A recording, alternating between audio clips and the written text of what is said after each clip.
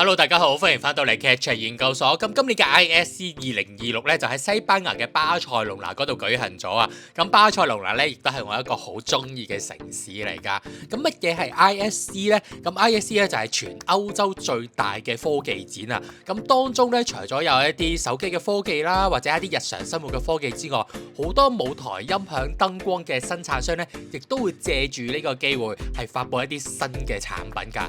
咁今日咧就帶大家睇下喺 ISC 呢個科技展嘅前同埋後，咁各大嘅歐美燈光生產商有啲乜嘢新嘅科技或者一啲新嘅產品係帶俾大家啦。咁喺內容開始之前，如果大家中意呢個系列嘅話，麻煩俾翻個 like 同埋 subscribe 呢個 channel， 亦都歡迎喺下面留言俾我㗎。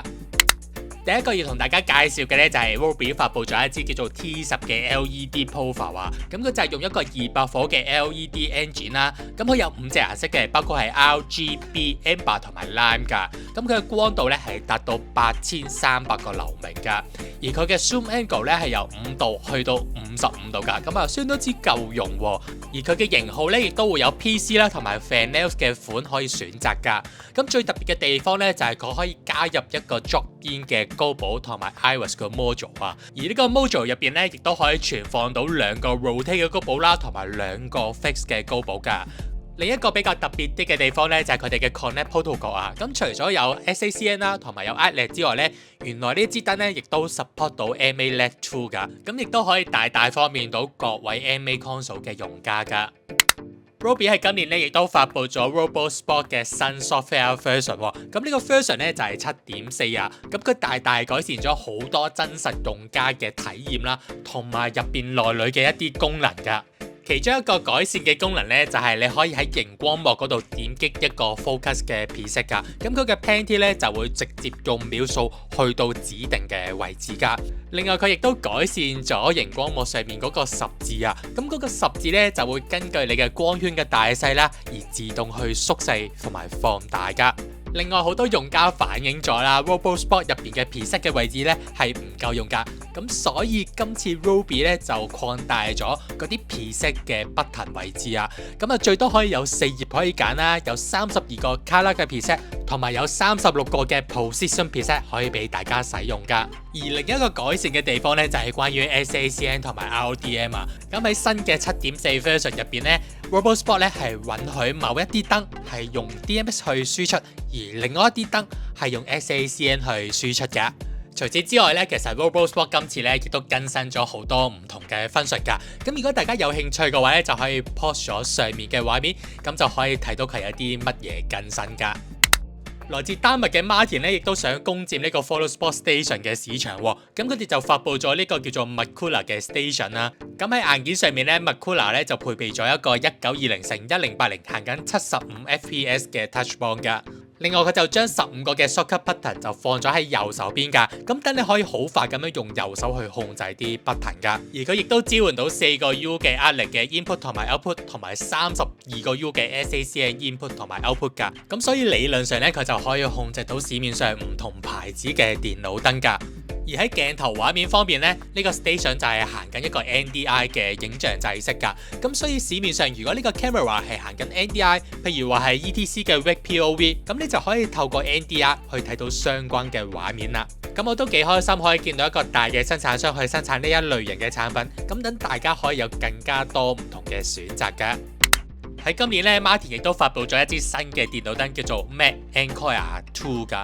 咁呢一支電腦燈咧就係 Ancoria 系列嘅第2代啦。咁佢就係用緊一個750火嘅 LED engine 㗎。咁佢嘅流明咧就由上一代嘅11600就上升到21000㗎。而佢嘅白光 LED 咧就係行緊一個56K 嘅色溫㗎。不過對比起其他牌子嘅電腦燈咧，用緊差唔多嘅火數，但係光過佢嘅電腦燈咧係比比皆是㗎。而呢一支燈最大嘅進步咧，我就覺得係佢打出嚟嘅光圈大細啊！咁呢支燈嘅角度咧係由5度去到54度咁闊㗎，咁喺一般嘅 theatre 入邊咧，應該係相當之夠用㗎啦。咁呢支 Mac Ancoria 咧入邊就有2個嘅高保 view 啦，一個就係 rotate 到嘅高保，而另一個就係一個 fix 嘅高保啦。咁呢一支燈嘅重量咧，亦都唔算輕喎，係達到36kg 咁重㗎。而喺宣傳片入邊，其中一個特別提到嘅亮點咧，就係佢哋呢一支燈喺低光度嘅情況下呢，佢嘅dimming嘅表現呢係相當之唔錯㗎。咁相信對一啲有要求嘅設計師嚟講呢，呢一個係一個唔錯嘅選擇嚟㗎。而呢一支燈喺 protocol 上面咧，亦都支援到 DMX 啦、ALEC 啦、SACA 同埋 Martin 自家研發嘅 Martin P3 protocol 㗎。咁呢個 P3 protocol 咧就可以應用翻喺 Martin 本身自己研發嘅 software 入邊㗎。咁如果有興趣嘅話咧，就可以上網揾翻佢哋嘅 P3 system 嘅系統，去了解更加多嘅資訊㗎。跟住落嚟 ，Martin 亦都發布咗一支新嘅電腦燈，叫做 Mad One Beam 啊。咁呢一支電腦燈咧係一支 beam light 嚟嘅喎。咁呢一支燈咧，其實係用緊一個 laser source 嘅 engine 嘅喎。咁喺畫面上可以見到啦，其實佢嘅 pan tilt 速度咧係相當之快㗎。咁適合用喺一啲演唱會嘅場合㗎。而呢一支燈咧，亦都內置咗一啲 3D 嘅 backlight 喺燈頭入邊㗎。咁佢入邊咧就係24組嘅 RGB 嘅 LED 喺佢嘅燈頭入邊㗎。咁望上去燈頭嘅時候咧，你就可以觀察到呢一啲 LED 燈喺度發光㗎啦。而 Martin 亦都好貼心啦，喺呢一支燈嘅 library 入邊寫咗200個嘅 effect macro，等大家可以即席去使用㗎。另外，根據官方資料顯示啦，可能呢一支燈其實係用一個 laser source 嘅緣故啦，所以佢製造出嚟嘅噪音咧係唔多㗎，只有21.5個 dB 嘅啫。另外一個相當之亮眼嘅地方咯，就係呢支燈嘅重量咧，竟然只有4.95個 kg 咁輕嘅啫喎。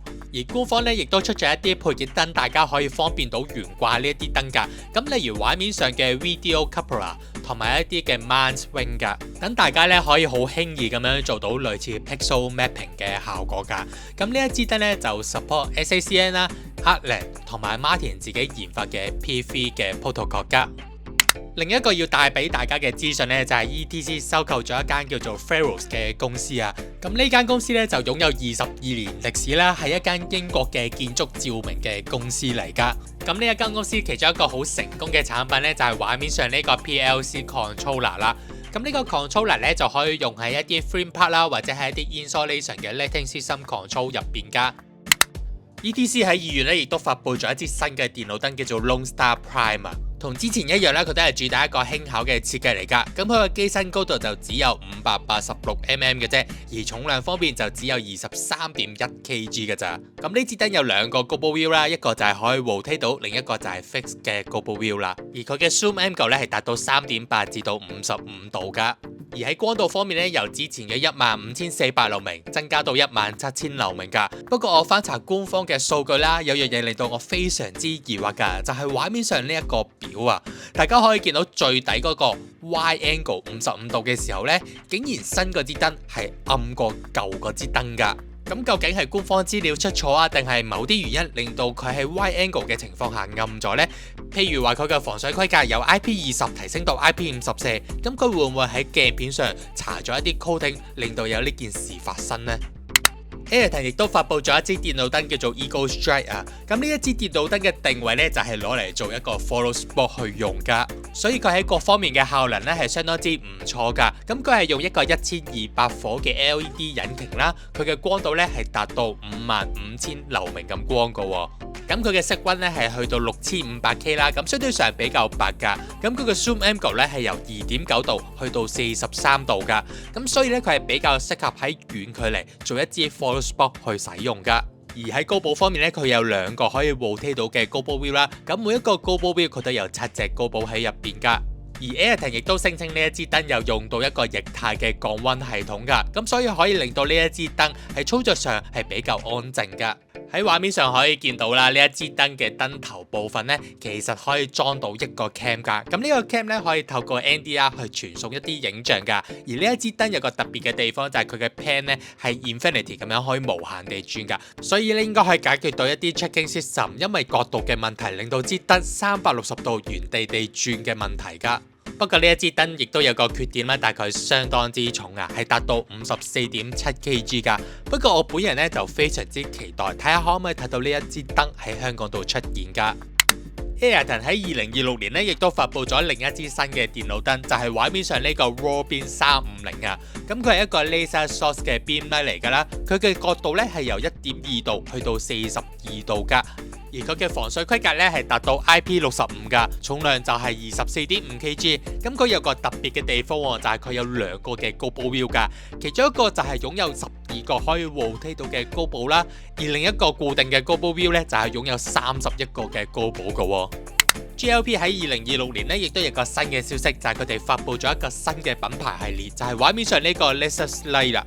咁呢個品牌咧，主要係生產一啲無線嘅燈具㗎。咁佢哋亦都承諾啦，每件產品喺插滿電嘅情況下咧，係可以用到24個鐘㗎。而佢哋嘅產品亦都會盡量提供快速插電嘅功能㗎。同埋佢每一件燈具都可以透過一個 DMS 嘅發送器，令到 console 可以控制到佢哋㗎。JB Lighting 喺今年亦都發佈咗一支新嘅電腦燈，叫做 P5 Beam Sport 啊。咁呢支燈咧相當之輕喎，就只有10.9kg 咁重嘅啫。咁佢嘅機身高度咧就只有507mm。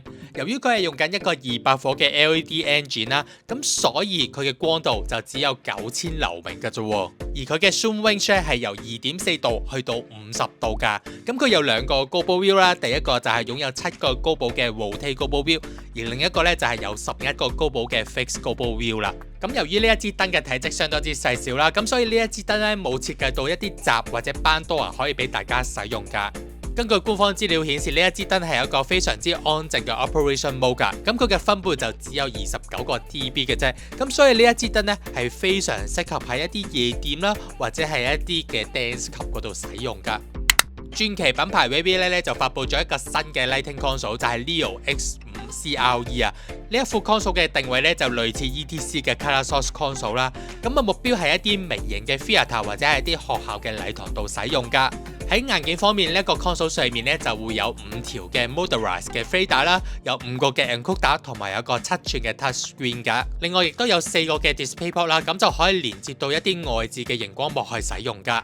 咁喺軟件方面咧，呢個 console 咧係 support 到100個 DMS Universe 嘅，係相當之夠用㗎。